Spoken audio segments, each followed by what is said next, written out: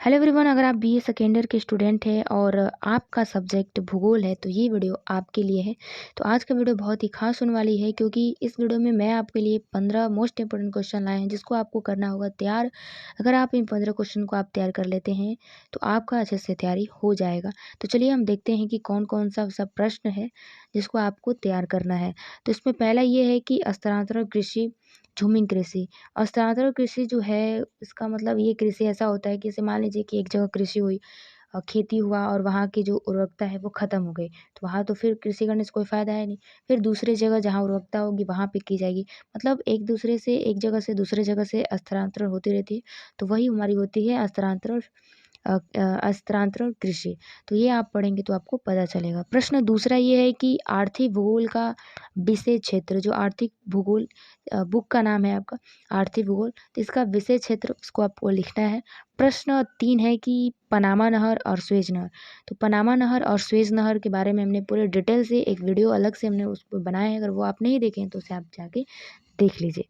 प्रश्न 4 है कि मानव जीवन में परिवहन का महत्व, जो हमारे परिवहन है उसका मानव जीवन में क्या महत्व है उसको बारे में लिखना है, तो आप ये खुद से भी लिख सकते हैं। प्रश्न 5 ये है कि विश्व में चावल के उत्पादन तथा वितरण हेतु भौगोलिक कारकों का परीक्षण परीक्षण कीजिए। प्रश्न 6 है कि वान थ्यूनिन द्वारा प्रतिपादित कृषि अवस्थिति सिद्धांत का वर्णन कीजिए। प्रश्न 7 है कि ग्रेट ब्रिटेन के औद्योगिक प्रदेशों का विवरण देते हुए उनकी विशेषताएं लिखिए। प्रश्न 8 है कि प्रशांत महासागर मार्ग। उसके बाद प्रश्न 9 है कि ओपेक, ओपेक या फिर पेट्रोलियम निर्यातक देशों का संगठन का वर्णन कीजिए। प्रश्न 10 है कि विश्व में पाई जाने वाली मिट्टियों के नाम एवं उनके विवरण वितरण वितरण को लिखिए।